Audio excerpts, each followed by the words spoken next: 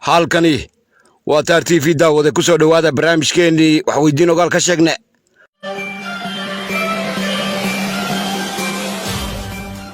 qodobada wariya waxaan idinka hayno careedag waxa uu dooroon reerihii Tigray oo ay ku socoto hugis iyo sacamidho askartii xamar oo gumaad ula jeesatay dadkii shacabka ahaa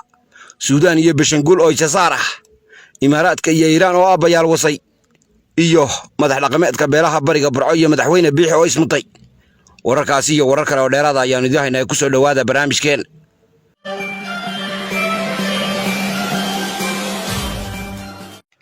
saaca soo baxay dalka seelaye siigadii nabeesadka keenay ee seeraha noqdee saxalkii baxshay loo sara kacay sacab loo tumay saxan noqdee oo la daba socda masafiinada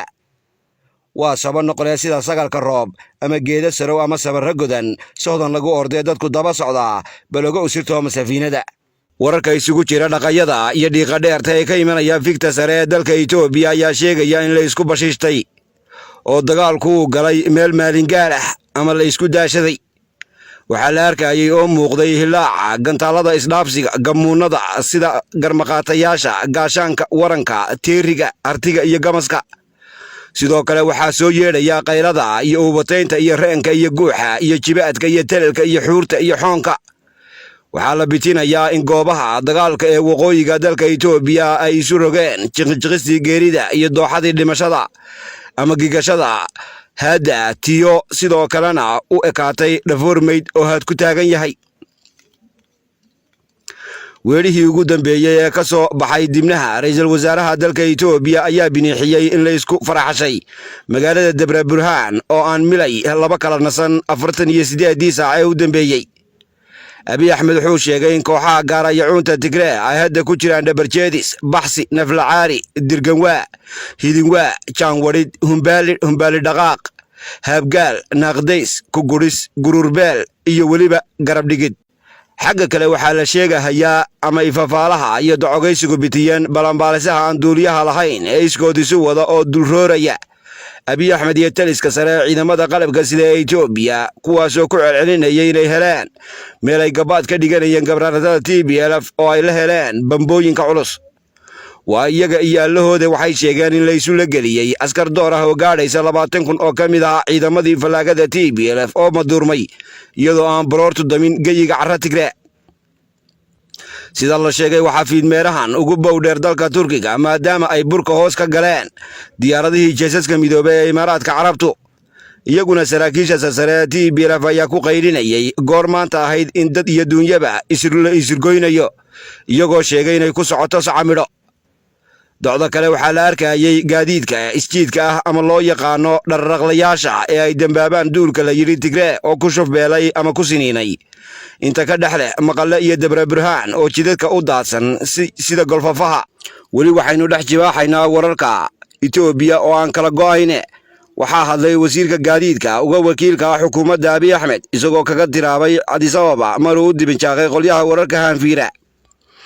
wuxuu ku nuuxnuuxsaday oo dhaadaaday sidoo kalena uu ku celceliyay inuu aad iyo aad ugu qanacsan yahay sida loo galay TPLF iyo jabhada oromada ee Oola kuwaasoo la arkayay habeenkii xalay xataa dhaawaca oo ay guran kari waayeen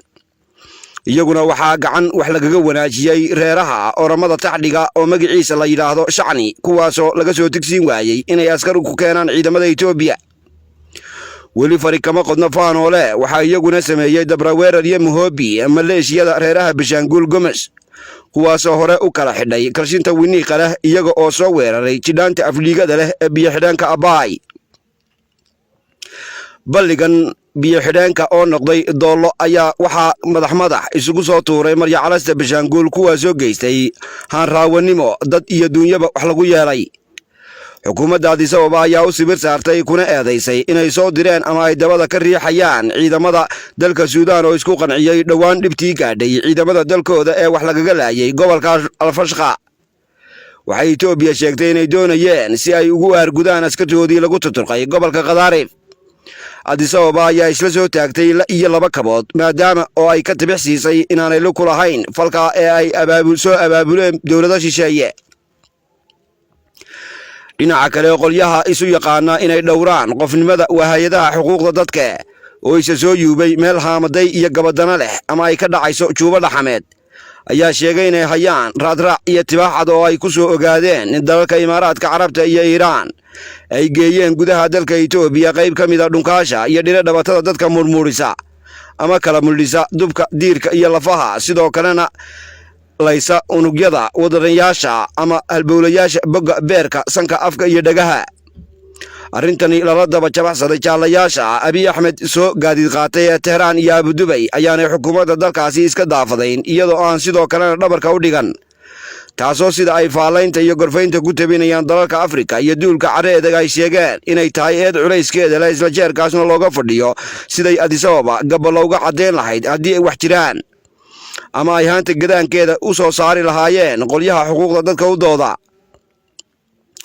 daawadayaal weli waxaynu dhex mushaaxaynaa wararka gardawiiska ee ka soo jirfanaya dalka oo duu kala rogan tahay Soomaaliya ee Itoobiya.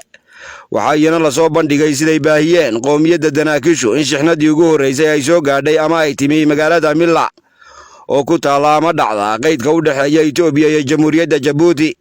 waxaa la arkayay iyada oo loo qaybinayo maatada waayeelka abaydinka dadka kici waayay curyaamiinta naafada dhaqaaqdayska hooyooyinka dhallaanka iyo weliba gashaantimaha kuwaasoo lagu bakti afuufayo cunooyinka fudud ee degdega nafta u soo celiya maadaama dadku ay qarka u saarnaayeen dhibashada macaluusha jaynafka jiilka luunka targoofka indhategidda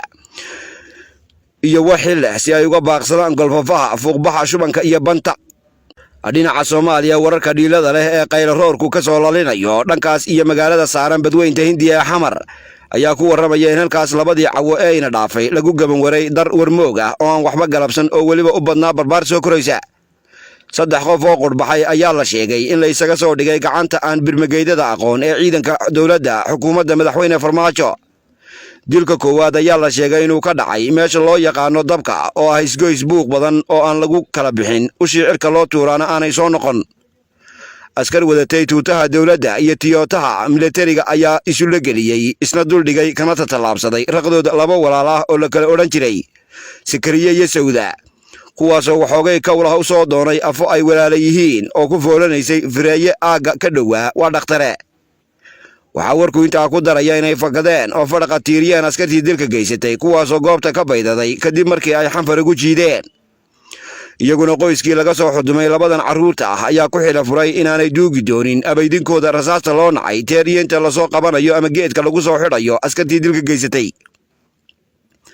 ilaan Xamar waa iska xira dhiige dil kaloo aan kaaba ka durugsanayn una muuqe ka ayaa la sheegay inuu isaguna ka dhacay gobolka Binadir kaasoo lagu dhuundhabay in meeygaag la odhan jiray. si kastaba ha ahaatee xukuumadda Muqdisho ayaa sheegtay inay taabka ka buuxsatay 3 askari oo loo hayo inay dileen dhalinyarada saaka u kacay xaggii loo badnaa kuwaasoo dhowaana barhka la geyn doono.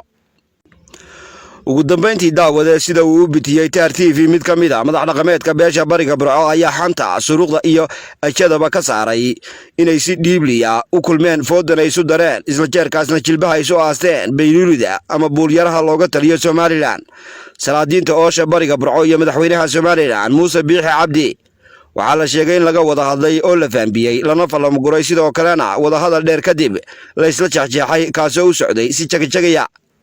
kulanka ayaa salka ku hayay sidii loo kala guri lahaa ooda dhacameed xansaskana looga qaadi lahaa taasoo ku olog leh wixii labada dhan muddaba kala hurday.